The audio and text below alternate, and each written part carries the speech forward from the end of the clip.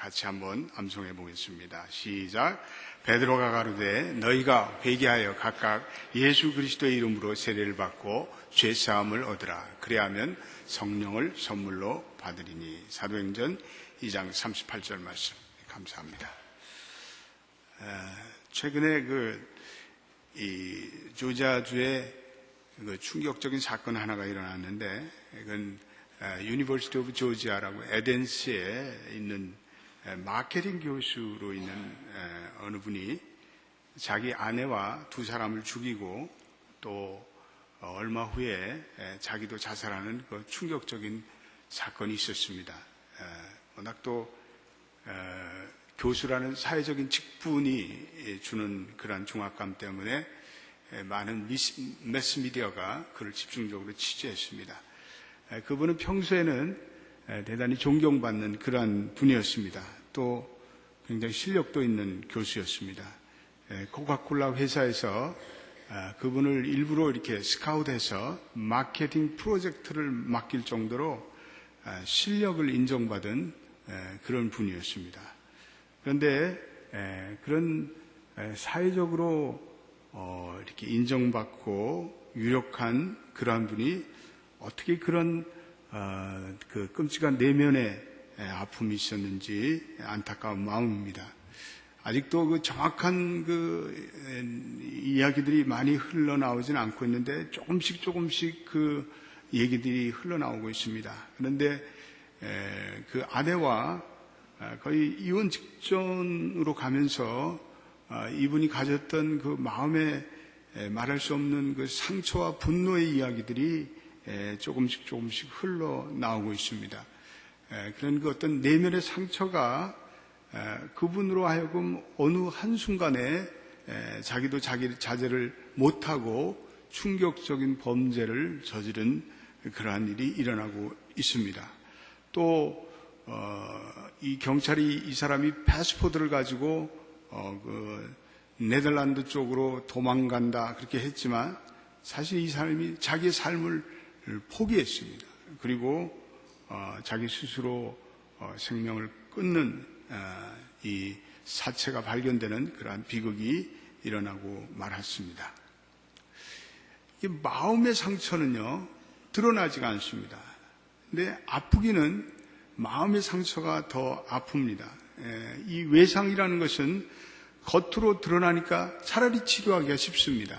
그런데 마음의 상처는 치료받는 것이 쉽지가 않습니다. 그래서 상처라는 것은, 특별히 내면의 상처라는 것은 감정적인 아픔을 얘기합니다. 그래서 우리의 지정의 중에 가장 쉽게 다치고 가장 예민한 부분이 우리의 내면의 감정이 아닌가 이렇게 생각합니다. 그래서 우리의 이 감정은 수시로 상처를 받기 쉽습니다. 그런데 문제는 그 상처들이 무언가 치유가 안 되고 그냥 넘어가 버린 상처들이 문제입니다. 나는 그거 잊었다고 생각했는데 그 상처들이 잊어진 게 아닙니다. 그래서 어떤 계기가 되면 그 상처가 우리의 내면에서 다시 수면으로 드러나고 그 상처에 피가 흐르는 것을 보게 됩니다. 근데 문제는 이러한 상처들이 우리를 괴롭히고 또 우리를 불안케 하고 우리로 하여금 죄책감에 빠뜨리고 또 우리의 영적 성숙에 말할 수 없는 장애를 줍니다.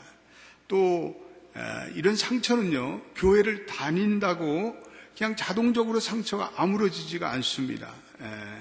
그래서 이 내 상처로 인해 남에게 상처를 주며 살아가게 됩니다.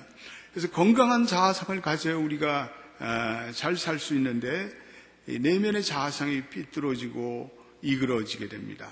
그래서 나 자신을 기뻐하지도 않고 또 학대하고 또 그러다 보니까 우울증과 같은 현상도 찾아오고 또 이러한 장애 모습들이 우리의 육체에 영향을 미칩니다.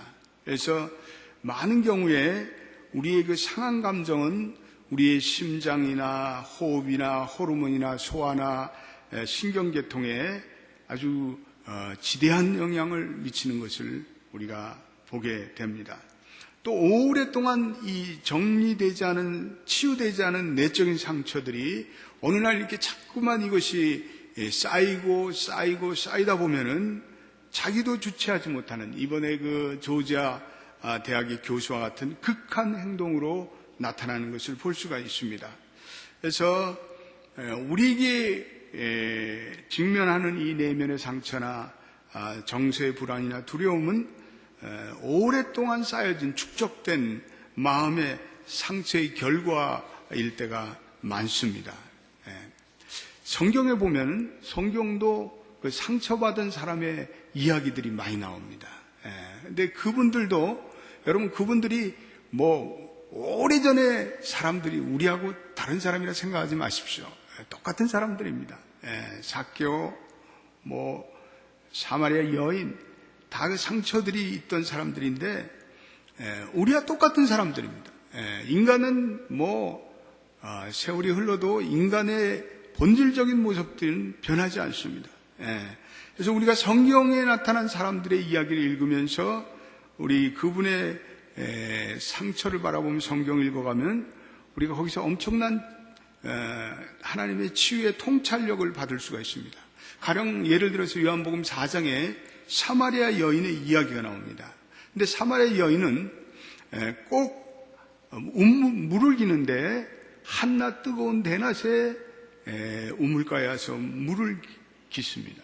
남의 눈을 피하고자 하는 그러한 내적인 상처를 많이 받고 있습니다.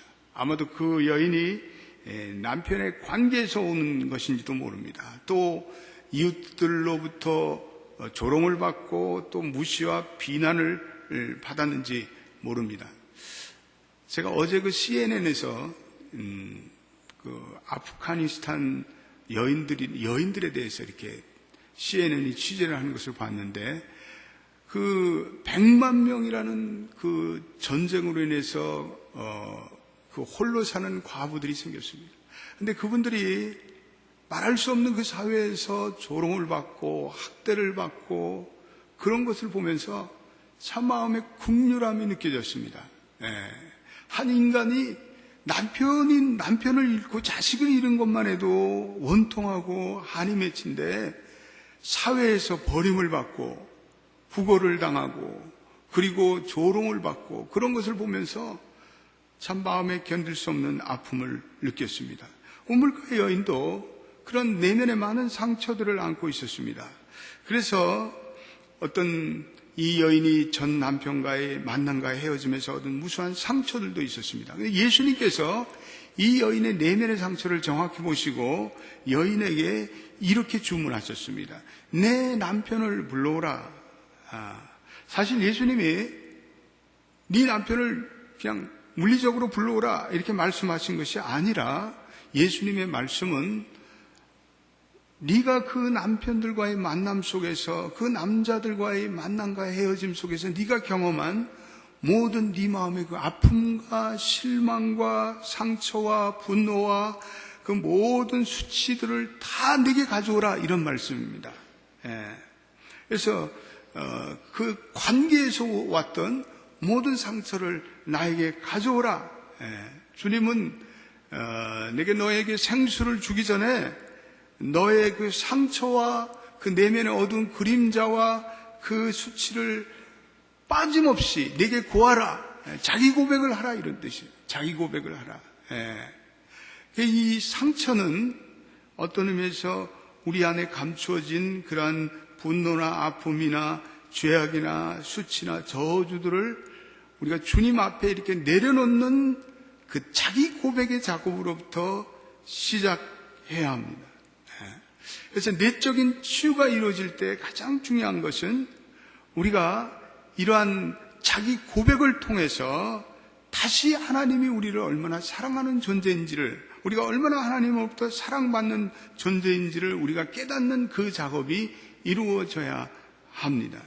그래서 하나님은 우리의 가장 깊은 내적인 필요를 채우시는 분입니다. 그래서 우리가 하나님의 사랑을 받고 내가 하나님 안에서 내가 누구인지 내가 하나님의 자녀라는 그런 우리의 신분을 깨달으면서 비로소 우리의 내면의 그림자로부터 우리가 자유함을 누리는 것을 볼 수가 있습니다. 어느 목사님이 간증을 하시는데 그 목사님이 교회를 심호하는데 몇 분들이 그 목사님을 너무나 어렵게 한 모양이에요. 그래서 너무나 힘이 들었습니다. 그래서 하나님께 기도를 드렸습니다.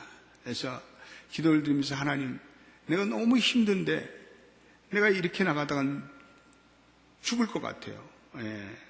그러면서 금식을 하면서 그 강단에서 계속해서 기도를 하는데 어느 날 기도하는 가운데 환상 가운데 십자가에 달려서 고개를 푹 숙이시고 그리고 죽음 당하시고 고난 당하신 주님의 모습이 보였습니다. 그런데 그 모습이 자기를 위해서 고난 당하고 죽음 당하셨다는 그러한 믿음의 확신으로 그분에게 와 닿았습니다.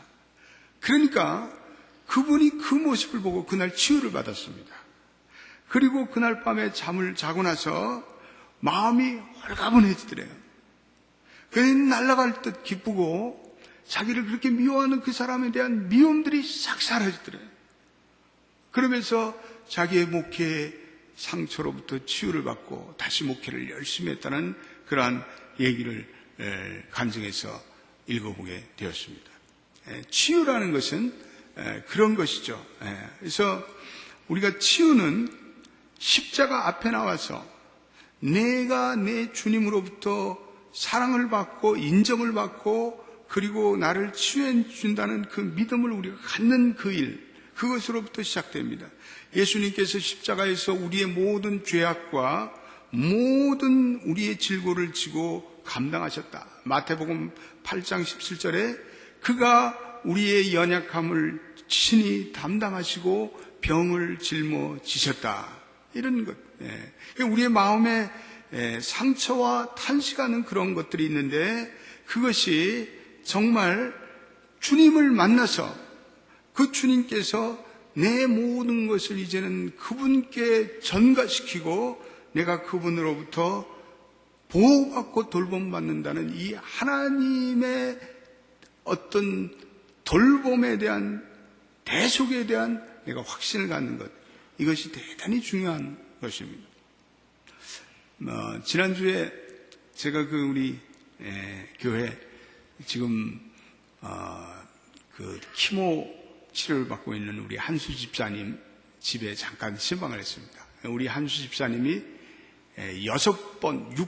6차례 키모를 받고 이번에 의사가 암세포가 사라졌다 이렇게 판정을 받았습니다. 그래서 너무나 감사하고 그 어떤 정말 치유의 은혜를 본인이 많이 느끼고 있습니다. 그래서 이제 가서 신방을 하고 그러는데 그 집사님이 그런 얘기를 하시더라고요. 목사님, 그 맨 처음에 1차 키모 들어갈 때 그때 목사님이 오셔서 신방을 하시지 않았습니까? 그때 이 목사님께서 마가복음에 나타난 그 혈류병 앓는 여인에 대해서 말씀해 주시지 않았습니까? 기억이 나더라고요. 그런데 그날 제가 그 말씀을 듣는 그 순간에 내가 정말 예수님을 붙잡으면 내가 정말 고침을 받으려 하는 그 한없는 확신이 내게 밀려왔습니다.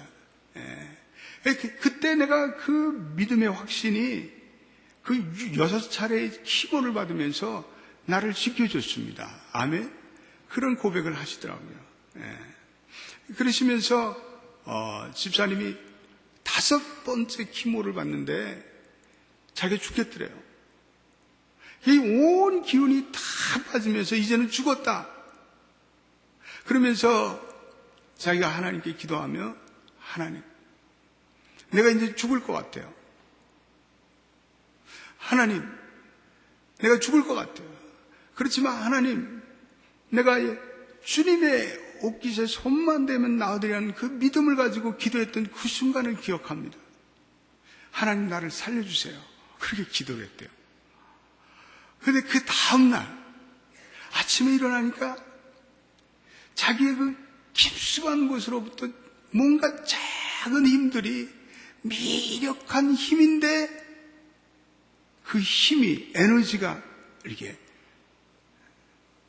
용솟음쳐 올라오는 것을 보더래요. 그러면서 그 가장 어려웠던 5번째 키모의 절대절명의 순간을 자기가 극복했다는 그러한 말씀을 하고 있습니다.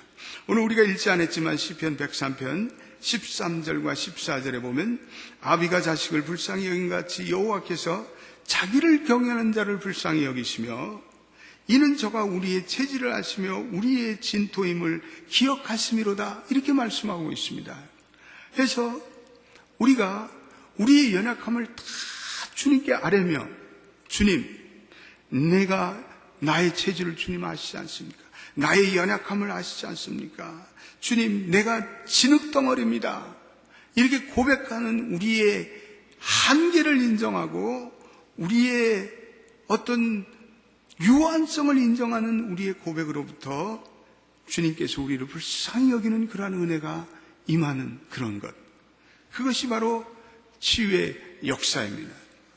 그래서 치유라는 것은 근본적으로 하나님의 놀라운 은혜의 선물이고, 우리가 예수 그리스도를 우리의 구주로 고백하고 우리의 연약함을 그분께 다 고백할 때 놀라운 치유의 은총이 우리에게 임하시는 줄로 믿게 되시길 바랍니다. 그래서 하나님께서 우리에게 주시는 치유의 무기들이 많은데, 가령 죄의 고백, 이거 대단히 중요합니다. 기도, 대단히 중요합니다. 우리의 예배, 우리가 찬양 드리는 것, 성령이 우리에게 임하시는 것, 또 하나님의 말씀, 이런 강력한 치유의 도구가 있습니다. 그래서 그러한 치유의 도구를 통해서 우리의 연약함을 하나님께 다 가지고 나아갈 때 하나님이 우리에게 은혜를 베풀어 주십니다.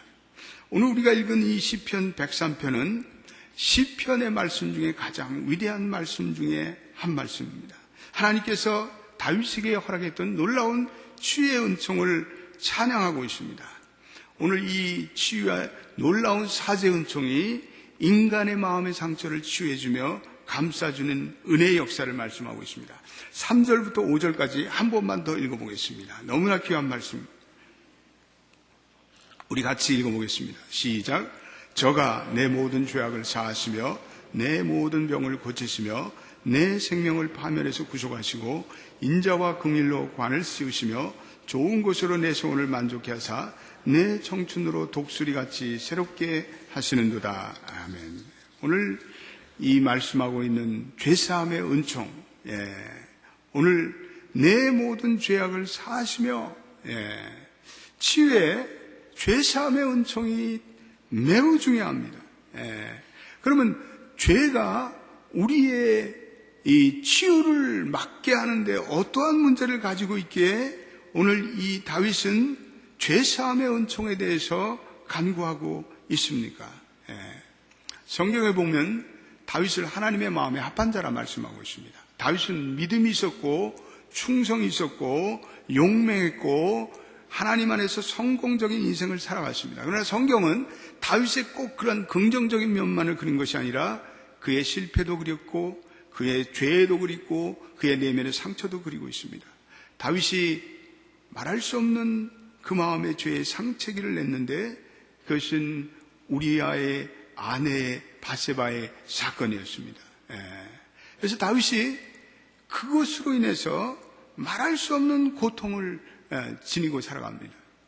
죄라는 것은 일단 짓고 나면 우리의 마음속에 우리가 의식하든 안 의식하든 상처기가 생깁니다.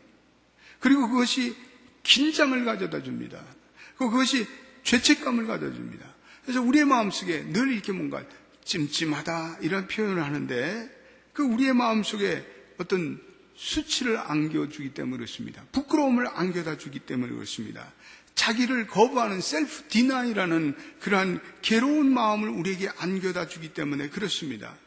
그러나 죄의 가장 큰 문제는 근본적으로 이 하나님과의 관계가 부서지고 타인의 관계가 부서지고 그리고 자기의 자신과의 관계가 부서집니다. 그래서 죄라는 것은 반드시 후유증을 낳게 되어 있습니다. 죄로 인해 결국은 우리 인간의 사고와 감정에 영향이 미쳐지고 또 우리가 죄악된 삶으로 인해서 우리의 마음의 즐거움이 사라집니다. 마음의 평안이 사라집니다. 우리의 마음에 공허가 찾아오고 허탈이 찾아오고 그리고 환멸이 찾아옵니다. 그래서 죄악을 짓는 사람들은 결국은 삶의 기쁨이 사라지고 삶의 평강이 사라지고 영적인 건강함이 사라지고 정서적인 건강함이 사라지고 그에 따라서 점점 육적인 건강마저 잃게 됩니다. 다윗의 모습이었습니다. 그런데 다윗이 어느 날 나단의 질책을 듣고 자기가 하나님 앞에 비로소 자기의 문제의 본질을 압니다. 그리고 하나님, 내가 하나님 범죄하였나이다. 그리고 회개하며 겸손히 하나님의 용서를 구합니다. 다윗은 하나님의 자비가 아니고는 자기의 죄가 용서받지 못한다는 사실을 깨달았습니다. 그래서 그는 하나님의 한움 자비에 의지해서 그는 하나님께 나아갑니다. 우리는 결코 우리의 의로움이나 우리의 행위로 하나님 앞에 나갈 수 없고 우리의 죄를 사하시는 우리 예수 그리스도의 보혈의 공로로 인해 우리는 하나님 앞에 나갈 수가 있습니다. 우리가 날마다 경험하는 우리의 죄책감들, 자기 학대들, 우리의 마음의 분노들, 상처들, 정욕들, 우리가 어떠한 죄의 결과라도 우리가 예수를 믿고 그분의 죄사함을 구할 때 그분은 우리의 모든 것을 고쳐주시는 그러한 자비로우신 분입니다. 이사야 53장 5절 말씀에 그가 채찍에 맞음으로 우리가 사함을 얻었도다 라고 말씀하고 있습니다. 여러분, 우리가 이 하나님이 주시는 죄사함의 은총이 없다면 우리는 은택의 대상이 아닙니다. 오늘 2절 말씀에 내 영혼아 여호와를 송축하며 그 모든 은택을 잊지 말지어다 라고 말씀하고 있습니다. 이 은택, 이 죄사함의 은총이 있기 때문에 우리에게는 온전한 자유와 치유함이 우리에게 있게 됩니다. 예수님께서 십자가의 죽으심으로 우리의 모든 죄와 연약함과 질병을 감당하셨습니다. 오늘 2절 말씀, 3절 말씀 한 번만 더 읽어보겠습니다. 귀한 말씀입니다. 시작. 저가 내 모든 죄악을 사하시며 내 모든 병을 고치시며, 여기에 모든 병이라는 단어를 타루라는 헬라어를 쓰고 있는, 이 히브리어를 쓰고 있는데, 이것은 육체적인 질병뿐 아니라 우리의 내면적인 질병을 다 포함하고 있습니다. 고친다는 단어도 라파라는 단어를 쓰고 있는데, 이것은 우리의 인간을 전인적으로 치유하는 전인적인 치유를 얘기하고 있습니다. 예수님의 치유는 우리의 어떤 육체적인 치유뿐 아니라 우리의 정신적이며 우리의 내면적이며 우리의 감정적이며 정서적인 치유까지 포함되십니다. 주님께서 우리를 치유해 주실 때 우리의 내면의 어두운 그림자마저도 치유해 주신 그 자비롭고 은혜로우신 분임을 우리는 믿어야 합니다. 주님께서 치유의 사건에 보면은 주님께서는 인간의 육체적인 상처뿐 아니라 내면의 상처도 치유해 주시는 그러한 많은 치유의 사건들이 일어나는 것을 볼 수가 있습니다. 오늘 이 주신 말씀 속에서 또 한 말씀, 우리의 치유를 가능케 하는 또 하나의 말씀은 우리가 여호와를 송축할 때, 1절 한번 우리 같이 읽어보겠습니다. 시작. 내 영혼아 여호와를 송축하라. 내 속에 있는 것들아 다 그 성호를 송축하라. 찬양하라. 찬양하라. 찬양과 예배 속에서 치유함이 있습니다. 지난 목요일 우리 서영진 귀한 딸 하나님 나라로 보냈습니다. 저도 우리 서영진 자매를 이렇게 저희 교회 와서 이렇게 만나며 또 그동안 한 14년 이렇게 교제를 하면서 또 이번에 많은 사람들이 그 서영진 양의 그 자매 그 간증하는 것을 듣고 또 제가 그동안 영진에 대해서 알지 못한 그런 것들도 많이 깨달았습니다. 근데 참 귀한 딸이었어요.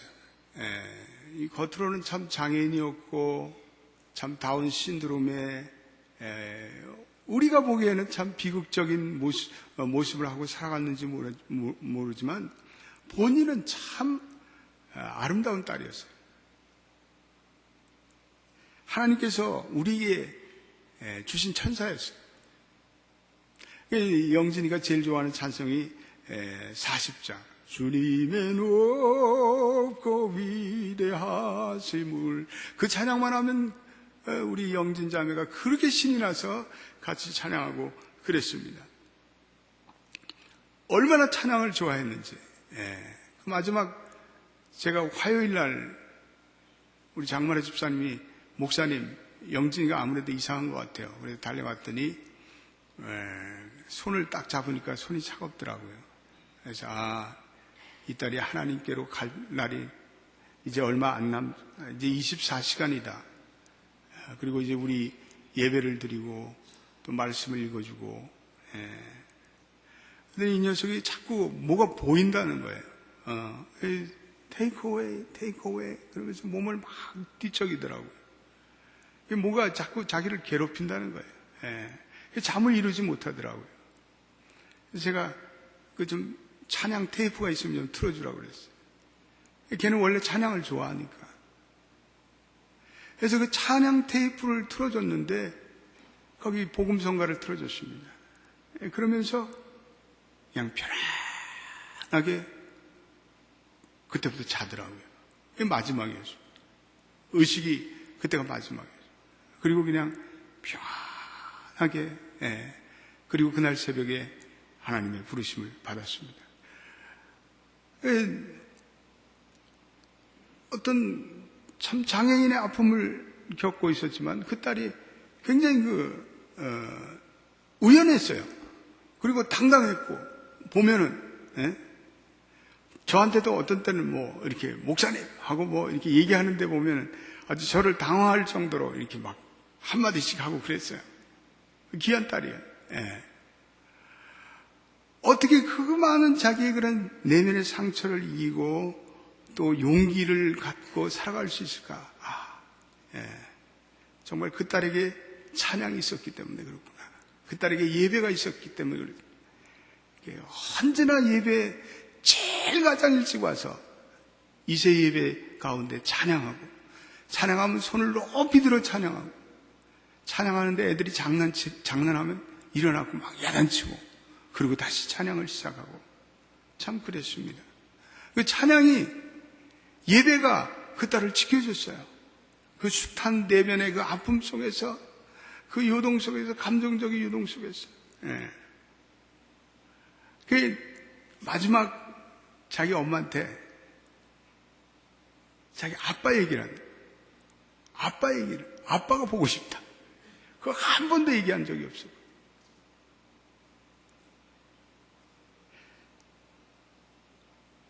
얼마나 슬펐겠어요. 얼마나 그 아빠가 보고 싶겠어요. 근데 찬양 가운데 그 모든 것을 이기고 믿음으로 승리했어요. 우리 연합교회 장례 사상 우리 1세와 2세가 제일 많이 한 500명도 몸께 와서 다 우리 정말 영진에 대해서 하나님께 찬양하고 그랬습니다. 장례가 슬픈 장례가 아니라 정말 소망의 장례고 영광의 장례고, 그렇구나. 찬양이 있으면, 예배가 있으면 이렇게 되는구나. 우리 장마래 집사님이 슬퍼하지도 않고 환히 미소 지면서 교인들을 맞이하고 인사하고 그러는데 저도 깜짝 놀랐어요.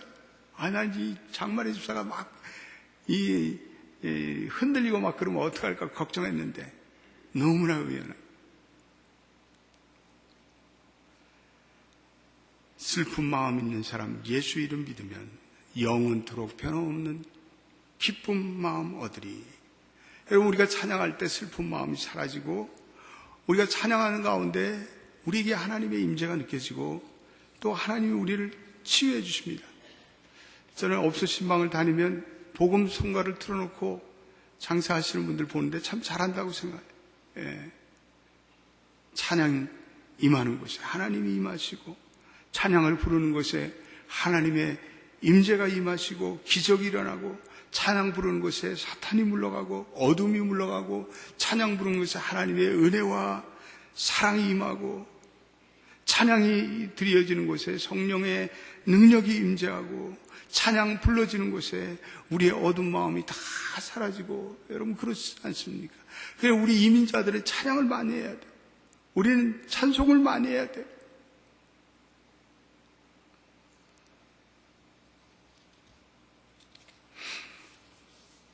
하나님은 찬양 속에서 임재하고, 우리가 하나님을 진정으로 찬양하면, 예배하면, 찬양 가운데 예배 가운데 가는 우리 하나님을 만날 수가 있습니다. 우리 하나님 만나면 우리 다시 성령으로 충만하죠. 영적으로 승리하고 어두운 마음도 사라지고.